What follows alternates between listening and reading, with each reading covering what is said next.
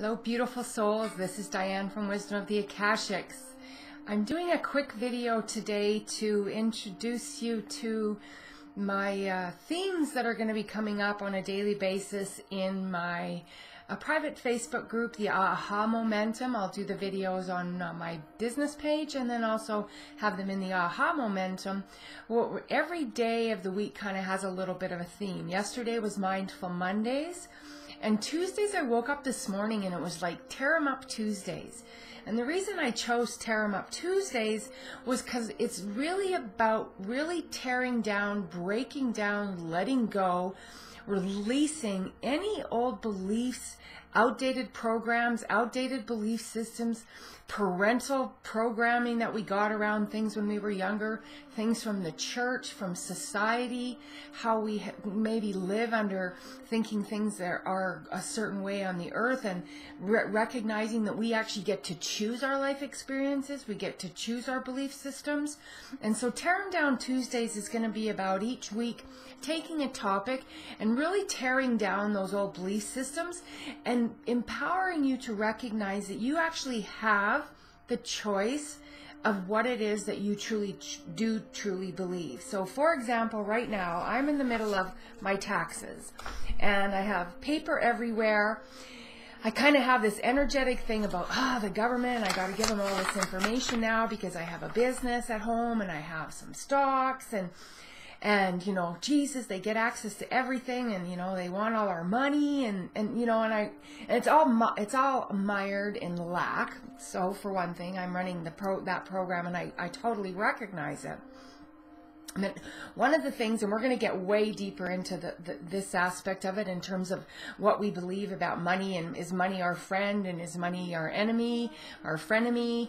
You know, how are we using it? Do we have some? Do we never have any? Do we hoard it when we have it because we don't think there'll be enough coming again in the future? Because if we do any of that, and this is not from judgment, this is to create awareness for yourself and within yourself to recognize, if I'm afraid of spending money that I have, then I am operating from a place of lack. And if we operate from a place of lack, the law of attraction, the law of vibrational match will bring more lack to us. It also means that we're not in faith and trust that we'll always be able to abundantly provide and take care of ourselves, our families, and things like that. One of the really big misconceptions on the earth, and I think really probably massive, is that we consider money is evil. And this is going to be something that we're going to talk about quite regularly, because I'll be very, very straightforward with you. Money itself is nothing. It's just an energetic exchange on the earth that we live in the third dimensional experience right now, and we are a monetary world. That's what we operate right now on the earth, is monetarily. We're not at a time where we live off the land and traded for food and goods and things like that, which all brought forward money, but we literally live with money. We have to have it. If we don't have it, we're probably suffering in some way. We're not experiencing life as fully as we can. We're not able to do what we want, and you know, living in lack. And I'm going to get into this a lot more. But I just want to give you kind of a seed plant today so you can kind of guys see what we're going to be doing and where we're going to be going with this.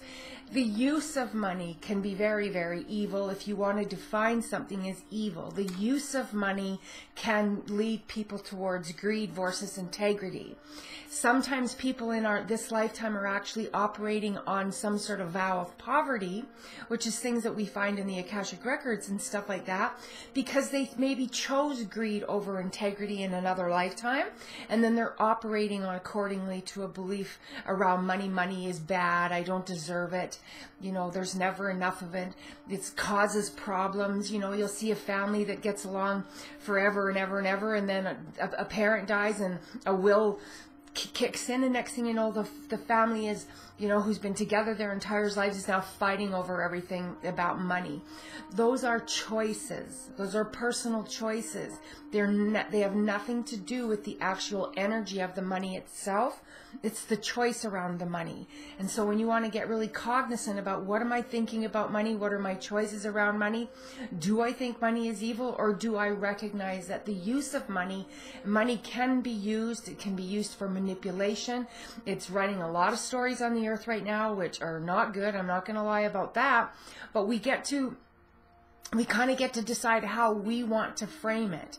And so I'm actually taking this amazing program right now, Heal Your Money Story, and it's amazing what's coming up for me in terms of things that I've been taught and shown over the years. And I really grew up actually not really liking people with money because I saw so much hypocrisy around me, saw hypocrisy around me, saw it at the church. It was like, you know, as long as you come to church and you donate on Sunday, it didn't really matter what your behavior was between Monday and the following Sunday. You could kind of do what you wanted to people and around people, and as long as we put enough in the old church box that you know, somehow you know, there's a word I'm trying to think of right now, I can't think of it, but we're kind of like atoned for our sins for the week, you know, and the church gladly took our money, you know. And so I have a lot of issues around the church and spirituality being a difference, because I didn't resonate with the church when I was growing up. There's story I talk about in another aspect, because I saw that church do things that I didn't agree with, but I felt that God wouldn't have done them. So I separated God from the church when I was very young. I'm not telling you to do that. I'm not suggesting you do that. But if your God is scaring and punishing and judging, then I can tell you maybe you want to keep up with these series as we go forward, because that, in my experience, is not true at all. God is all loving, all forgiving, all accepting, and that it's our human journey that we come and we learn through this free will choice that we kind of get to decide how to framework. So here's a couple things I'm going to ask you if you see yourself in these examples anywhere. So for example, money doesn't grow on trees. All of us have heard this at some point. Many of us were taught that when we were little. We heard it constantly from our parents. And what that does, it's a constant reminder coming from the you know, the parental the parents in our lives, where they are always giving us a reason why we should be feel bad about wanting things. So as a child, it's like you go to ask for something, you want something, and you say, well, money doesn't grow on trees. One of my mentors said her dad used to walk her over to the window and get her to look out the window and look into the backyard and say, do you see any money growing on those trees out there? Like a story kind of around that. And so we actually start to feel bad for wanting things. I remember statements like, if it wasn't for you kids, we would be able to. But when you got 6 kids at home to feed and this and that, then it was like, it was almost a thing where parents would say stuff like that. So I'm telling you this for 2 reasons. One is you see yourself in it, and then you can kind of correct what your belief systems are, and also that you look at yourself and are you saying this to your family and your kids? Because if you are, you really want to stop. So it's like, if it wasn't for you kids, and you know, you got to work hard for a living. And so, and we also, a lot of at my age particularly, saw our parents go out and work and work and work, and a lot of, you know, dads weren't coming home and this and that, and it was like, so we weren't getting the family experience, but it was like, I'm doing this for you kids, I'm doing this for you kids. So a child actually takes all of that on. We don't know any different. We start taking it on, and we see ourselves as the problem as to why there's lack in the family. My wanting something new to wear to school, for example, was a reason for me to feel bad. You know, there's a lot of shame that comes into those stories.